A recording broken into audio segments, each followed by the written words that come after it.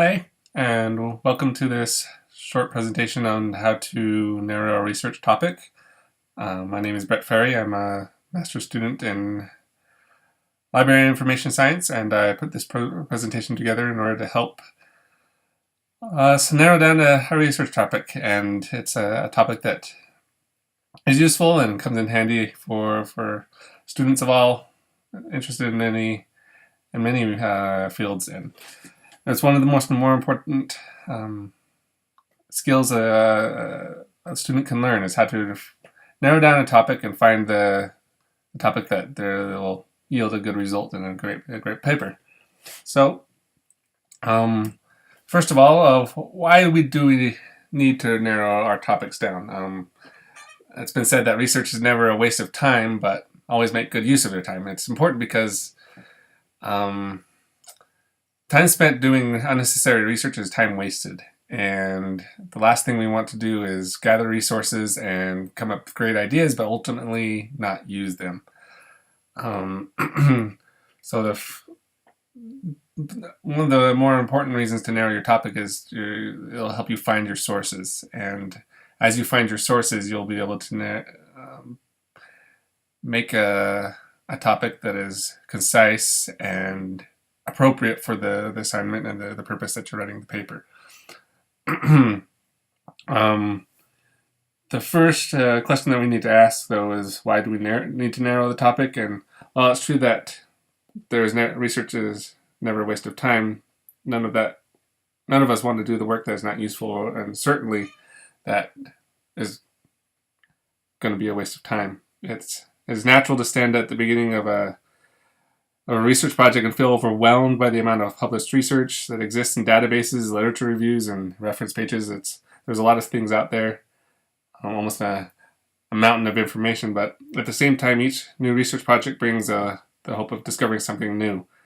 Overwhelming though a project may be, starting at the foothills of a new thread of research is a great privilege and is best approached as an opportunity to learn rather than drudgery or worrying about having too much information. As a researcher or writer, we have the opportunity to dive more deeply into less frequently encountered pools of knowledge. We can push things forward and come up with answers to questions that the field is looking for and looking to answer. Please note here that the main point is not to say that there's only it is only the number of research articles that matters the most, but rather that having a broad spectrum of papers to choose from that helps your topic for at least two of the following reasons. First, a larger pool of sources provides you with a broader perspective of the topics within your scope of research. And two, along the way, you will find many topics within your field that you do not want to write about.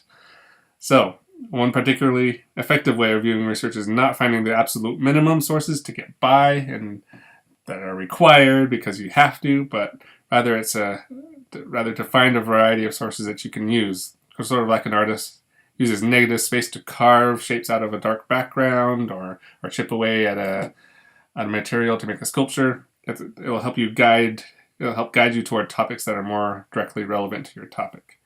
And having those sources is invaluable to help you narrow down that topic. There are a number of methods for narrowing down a research topic that is too broad. A good research topic addresses a specific question or a problem in a meaningful way. Good research topics answer questions such as who, what, when, where, why, and how about a certain subject. A good research topic has a somewhat narrow focus. If the topic can be summed up in a few words, it is too broad. It is most likely also too broad if the writer has trouble deciding on a succinct thesis statement. If you can't decide what your thesis statement is or it doesn't seem clear, most likely the topic's too broad and we need to narrow it down. To begin with, and choosing a topic, choose a general topic of interest and conduct just a little preliminary research on the topic in current periodicals and journals to see what research has already been done. This will help determine what kinds of questions the topic generates. So, topics can be narrow or broad. However, narrow topics are generally easier to research and produce better, more fully developed research projects. In determining how narrow or broad your topic should be, you need to consider all of the requirements for the assignment as well as the availability of resources. The topic can be great, but if we have no resources to research it with, then it's going to be quite difficult to do an in-depth research paper on it. The number of available relevant sources of information is one indication that your topic is too narrow, too broad, or just right. If your initial research identifies 50 or 60 relevant items on your topic and you're writing a 10-page paper, you probably should consider narrowing your topic. Conversely, if your initial research identifies only 1 or 2 really relevant items, then you really should consider broadening the topic. There is such thing as too narrow of a topic. To be done well, most research projects, even short ones, really need to have at least somewhere between 5 to 10 different sources of relevant information. If you're writing a paper, a good rule of thumb is that you should have 1 resource for every page of text. So a 5-page paper should have 5 resources, 10-page paper, 10 resources, etc. These resources should be varied. They could include books, journal articles, test data, online information sources, graphic information. Those are just some examples. If you find yourself in the library staring at a full section of books that seem to work as references for your topic is too broad. If you can walk up and down the aisles and every book seems to fit the topic, then you need to narrow it down. A good topic addresses a specific question or problem. You should really see 4, maybe 5 or so books on the shelf that address your specific research question. If your topic can be summed up in a word or two, like smoking, school cheating, education, overweight teens, corporal punishment, Korean War, hip-hop, it is too broad. If you have trouble coming up with a thesis statement, your topic is still probably too broad.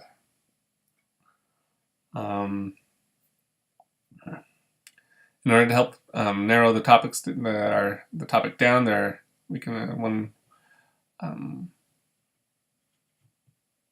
way to do that is by asking the 5 simple questions. First one is who. So we're going to use an example of the effects of the Punic Wars. I'll start there. The question: do we think that's a good topic? We'll see. Probably needs to be narrowed down a little bit. As we've done a little research on it, we notice that there's lots of information on it. So the first question we ask is who, and with that we have a couple of options. We have Rome, Carthage, neutral. So we pick one. We say who. Well, we'll pick Rome. So the new topic we have is the effects of the Punic Wars on Rome. Second question: what? So we start with the current topic as it sits, as the effect of Punic Wars on Rome. We ask the question, what? What effect? What are we trying to look into? Some of the options we have is the economic, political, military, societal, and environmental, spatial, etc. So I'm going to pick one, and we'll say the political effect of the Punic Wars on Rome. Okay, we're getting there. We'll ask the next question, when? So the topic as it sits, we'll ask when do we want to look into this. Is it pre-war, during the war, post-war? We pick one and it says, okay, our new topic, effects of the politics of Rome during the Punic Wars. Great. Fourth question. Our topic can use a where. Where? Some of our options are provinces, Senate, Emperor. Then our new topic, we'll pick one, and our new topic ends up being effects on politics within the Roman Senate during the Punic Wars. Great, we're getting there. One last question to ask, and that question is why. Effects and politics within the Roman Senate during the Punic Wars is where we stand. We ask the question, why? Why do we want to know this? Our options here are really endless, and so we need to think about it a little bit more, and we come up with a new topic that effects on politics within the Roman Senate during the Punic Wars in order to understand the evolution of political factions within the Roman Empire. Okay, we've asked those 5 questions, and we now have a pretty narrowed down topic, a topic that we could probably stand to research and come up with good narrow down thesis statement. And so we began with the topic of effects of the Punic Wars, which is much too broad. After asking our 5 questions, we narrowed down the topic and came up with our narrowed research topic of the effects of politics within the Roman Senate during the Punic Wars in order to understand the evolution of political factions within the Roman Empire. This wasn't really hard. We asked a few basic questions, the 5 simple questions, and we were able to come up with a narrowed down topic, and a topic that will produce a good research paper, and a paper that will be narrowed and include a good thesis statement. So thank you for joining me for this small presentation, and I hope it helps you in narrowing down your research topic when we're left with a topic that's much too broad and we need to ask ourselves 5 basic questions in order to narrow it down. So thanks for joining me.